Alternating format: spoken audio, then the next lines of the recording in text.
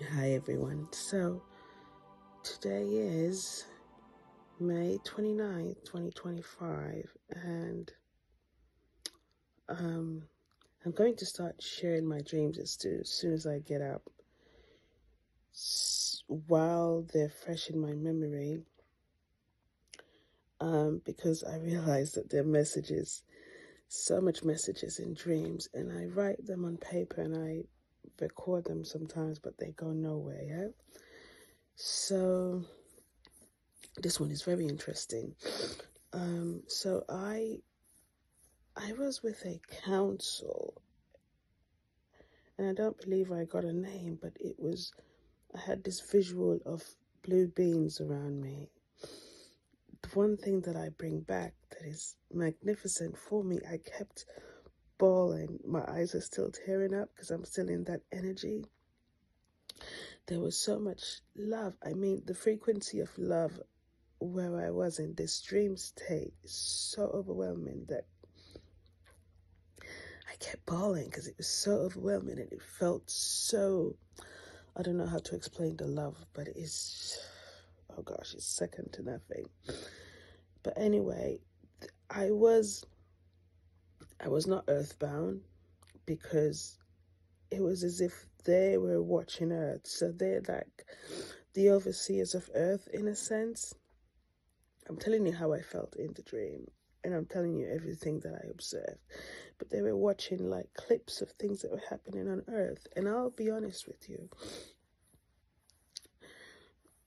there wasn't exactly a chuckle, but they were not concerned, but they found it interesting that there is a percentage, and now I say percentage, I'm getting like maybe like a 28 percentile of humans who really would like to see other beings, other extraterrestrials within our realms. The amazing thing is they're already in our realms, but as soon as that thought came up, their thought was, but they've always been here. They've always been here since the beginning of time. They've always overseen the earth. It's not as if they're not here. They've always been here. And then when I looked out, not the atmosphere, but our skies are so crowded. You think that the roads are crowded with vehicles. You have no idea.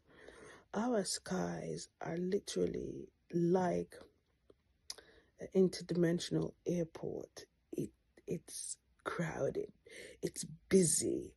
When I looked, not up now, when I looked down on our skies from the realms where I was, or the dimension that I was, it was like yellow cabs. It was like vehicles that I've never seen before. It was like this, like whatever, I don't know, you call them spacecrafts. It was so busy. It was like in the background of watching a movie, like them type of space movies or something. It was amazing. And it's like they're showing me that it's just because human beings aren't perceiving it. But the time we're so worried about, oh my gosh, what's going to be in the sky, or who is amongst us, are aliens amongst us and stuff like that. But we alienate our own selves so much, we're not ready for it. It's about understanding that we are living in a collective ecosystem with a wealth of love and protection. But there's so much that we don't perceive because we choose not to. It's not that they're hiding anything from you. It's that you choose not to because of how you think. And they honed in on a child. Like there was a child somewhere on the earth, but they zoned in on it. And this child, I could see the weaving of two golden threads, and I've seen this before, so this was amazing to me that I'm seeing it again now. This child had a thought. Kids still have their imagination. They aren't taught to be fearful. They're still within that realm of knowing, not just believing, but knowing that anything is possible. So this child was having an imaginary thought, and you could see the magical weaving of two threads, two golden threads together.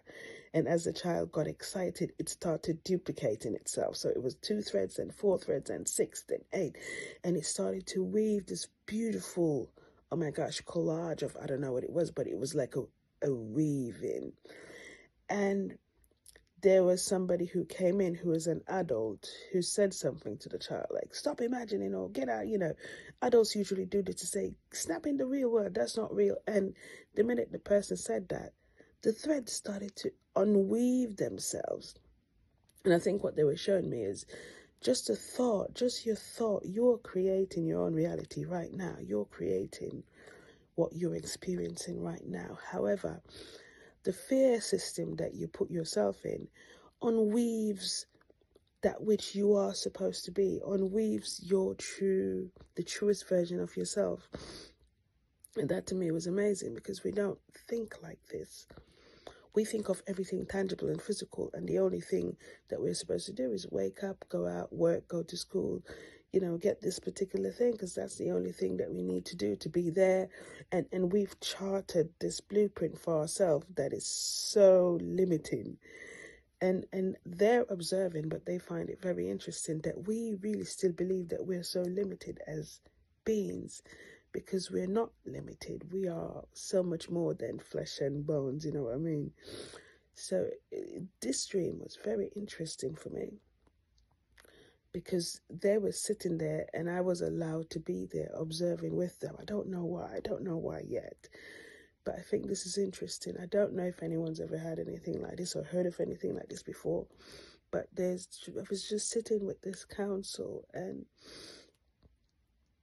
yeah, the energy is still so much love, but they're just observing us to see when we'll realize that we are love, that within us is ingrained the God consciousness already. Although we're seeking outwards, they're just like giving us nudges to say, seek inwards. You are the love. The light shines through you. You are the one who's creating your reality. You are the one who's creating this thing that you experience just from your thought. Understand the power you have in your thought. Think powerful words. Choose not to withhold love. Choose to give love to yourself first.